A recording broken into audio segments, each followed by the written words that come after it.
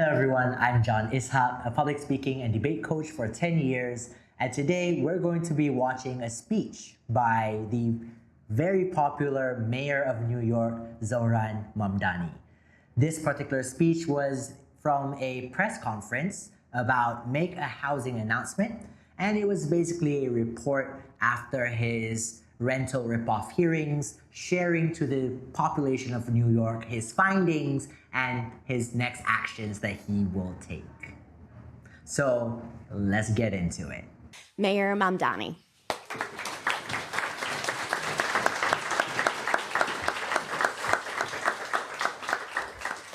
Good morning, everyone. Good morning. It is a pleasure to be here at the Tenement Museum alongside tenants, advocates, and partners in government to announce the release of New York City's first ever rental ripoff report.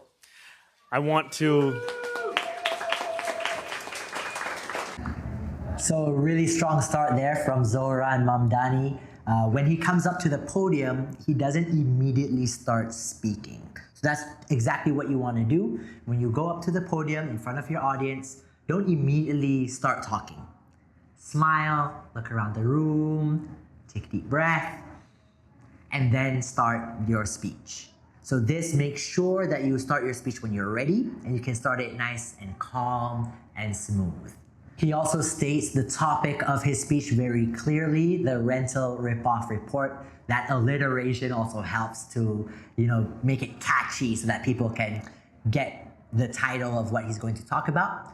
He paused after saying that title and waited for an applause. He didn't get his applause, but then he stayed calm, started going on into the next part. It didn't throw him off. And then people started clapping. So then, he's like, okay, let people clap first. Let people clap first. So that was really good composure from Zohran. Rental ripoff report. I want to thank Annie and the Tenement Museum for welcoming us today. Thank you for the work that you do to highlight the history of tenant organizing in our city and the importance of it and the long-lasting impacts of it. It is a pleasure to be joined by leaders from across my administration, including Deputy Mayor Leila Bozarg, Sia Weaver, Director of the Mayor's Office to Protect Tenants, HPD Commissioner Dina Levy, and DOB Commissioner Ahmed Tagani. We also have staff from HPD, DOB, DCWP, and the Office to Protect Tenants who helped make the rental ripoff hearings a reality.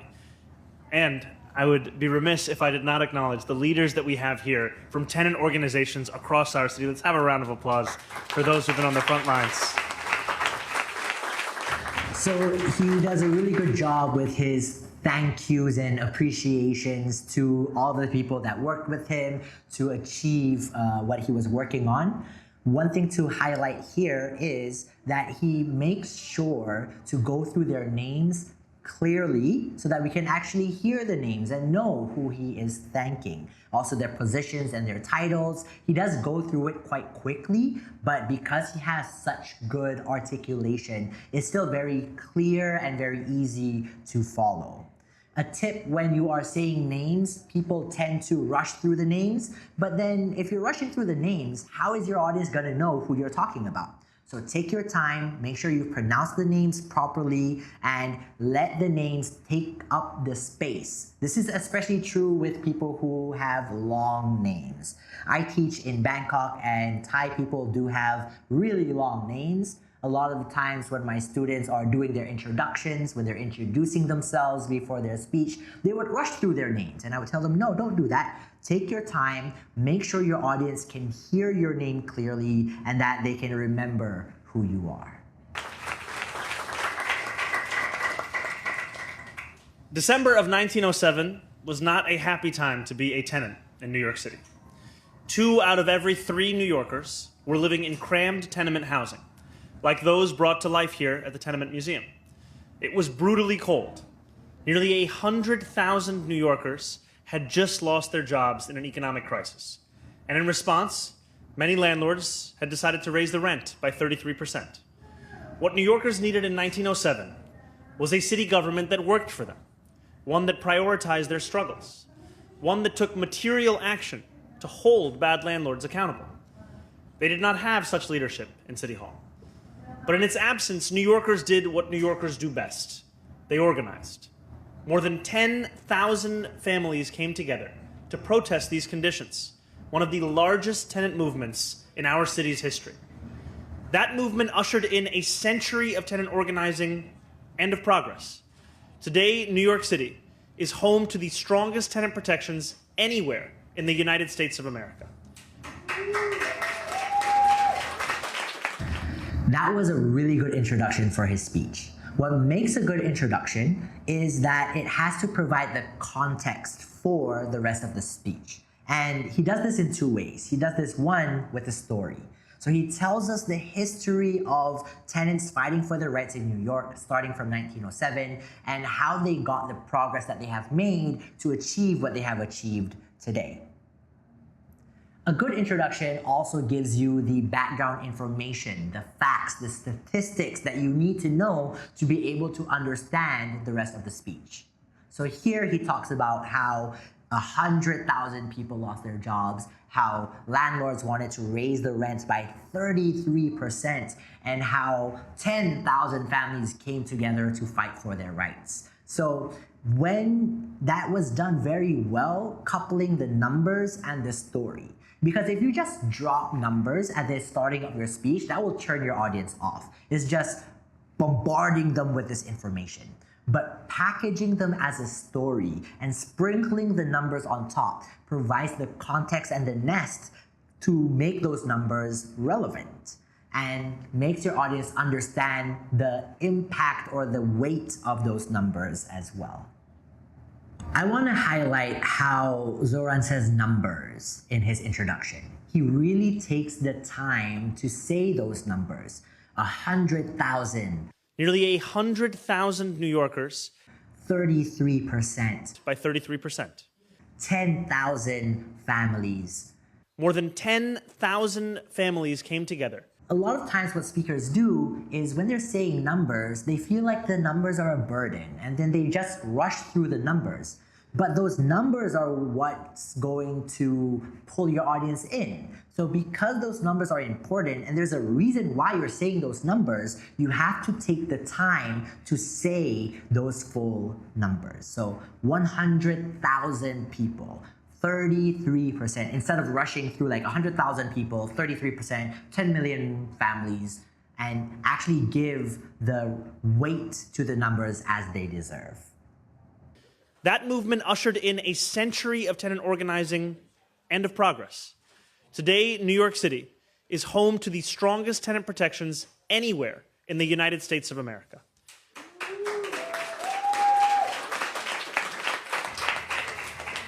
And yet we know this work remains unfinished. Too many still pay soaring rents, only to live with kitchens full of cockroaches. I like it when he's like basking in the applause. A mistake that a lot of public speakers do is when their audience is clapping or applauding them, they don't wait for the applause to end because they want to get to the next part of their speech. You should wait for the applause to end so that people can hear what you're going to say. When the applause ends, it tells you, okay, now they are ready for the next part. But if you are rushing them along, that's telling your audience, I don't want your applause. I want you to cut your applause short, and it kind of ruins the energy and vibe in that room that you're giving the speech in. Too many still pay soaring rents, only to live with kitchens full of cockroaches and bathroom pipes that leak and rust. Yet today, New Yorkers have a city government that is quite different from the one in 1907. Throughout our first 4 months in office, City Hall held New York City's first ever rental rip-off hearings, attended by more than 2,300 New Yorkers across the 5 boroughs. Forums where tenants could share their struggles and ideas directly with those who have the power to deliver change. I spoke with New Yorkers who told me about vents filled with mold, nights spent shivering in the dead of winter, elevators that sat out of order for months on end, and landlords who, amidst all of this, refused to do anything about it. So here he used very visceral imagery, which include talking about vents filled with mold, nights spent shivering in the dead of night, elevators not working, and landlords for months refusing to do anything about it. So this helps people who might not be from New York to imagine what those conditions are. And for the people who are living there and are facing those conditions, this will help them really feel seen and relate to what he's saying. Like, oh, I know exactly what he's talking about. Like, I have moldy vents. Like, my building complex, the elevator has not been working. And these are the complaints that he sourced from his rental ripoff hearings, and he's choosing the most common ones to really highlight. And this really helps illustrate the direness of the situation and the problem that he's trying to fix. These New Yorkers did not share these stories only for them to be promptly forgotten. They shared them so they would serve as the foundation of the policies City Hall would pursue, the change we would deliver. Today, City Hall delivers on that promise. This rental ripoff report, also known as RRR, not to be confused with the 2022 Tollywood smash hit, is based on thousands of testimonies shared at rental ripoff hearings across our 5 boroughs. I like RRR too. It was an amazing movie. And I think using humor and bringing up that RRR Tollywood movie joke there, it does a few things. One, it kind of breaks the seriousness and the heaviness of what he's talking about. So you can't go through your entire speech being super serious, being super heavy. Your audience gets tired. And especially when you have more serious things to talk about, it's useful to have a little break, a little humor to liven up the room, to lighten up the mood as well in that particular situation. What it also does there is that it helps him relate to the people of New York. New York is very diverse. I'm sure that there's a lot of people who will be fans of this RRR movie. The movie itself was very popular. It doesn't matter what background you are. You probably have heard of this movie. So it also humanizes him and shows that, oh, I'm not this like out of touch politician. I'm someone who watches movies just like you. And I love Tollywood. I love these kinds of movies just like you do. Thousands of testimonies shared at rental ripoff hearings across our 5 boroughs. It outlines the actions our administration will take to improve the lives of tenants who call this city home. These actions fall under 4 major categories. First, we will improve housing quality by strengthening our enforcement of common housing code violations and complaints. For the first time ever, inspectors will investigate every single heat complaint the city receives. Also, for the first time ever, if HPD inspectors come at a time when you're not available, you will be able to reschedule a visit at a time that works for you. New Yorkers have been able to schedule food deliveries and the time they pick up their clothes at the dry cleaner for years. They should be able to do the same when it comes to an inspection of their home. We will also tackle pests, eradicate mold, and fix broken elevators. 3 of the largest concerns voiced by New Yorkers during the rental ripoff hearings. We will address the underlying causes of mold for the first time. No longer will landlords be allowed to slap a new coat of paint over a wall of black mold and pretend that the issue is fixed. And we will keep New Yorkers safe by confronting the causes and devastating consequences of residential fires. Second, I really like his structure there. I'm a huge fan of lists. So he says he's going to make 4 points. Numbering your points and saying how many points you are going to make at the start before you go on into those points helps prime your audience to expect how many points that you are going to make and helps guide them through listening through that whole thing. So he says there are 4 things. First, and then he labels it first. And then he says the title of that point. Then he goes on to the explanation, elaborations, and provides some examples for it. Once he's done with that first point, he pauses and then says, second. So what this does is it signposts and labels so that your audience knows you're done with your first point and you are now moving on to your second point. A mistake that a lot of people do would be they would start off by saying, oh, I have 3 points. But then in the process of explaining those 3 points, they're not labeling when they are done with the first point and moving on to the second point and done with that, moving on to the third point. The problem that causes is it ends up getting jumbled up into one long convoluted point, and people are not clear about, oh, are you done? Have you moved on to the next thing? Is this an explanation for the previous thing? So it's very useful to signpost to help guide your audience along through your explanation. Second, we will continue to hold bad landlords accountable. We will take on the worst landlords in the city with our Fix the City campaign, and we will reform our systems for cataloging building registrations and penalties. Right now, everything is still done on paper. That not only slows things down, it makes it harder to hold those who violate the law accountable. Digitizing this process will not only help us crack down on repeat violators, it will also allow us to support the many landlords who operate with integrity. Third, so notice how his pace and cadence also changes in this section. So this is the meat of his speech. He's presenting the 4 points of things that he's going to do.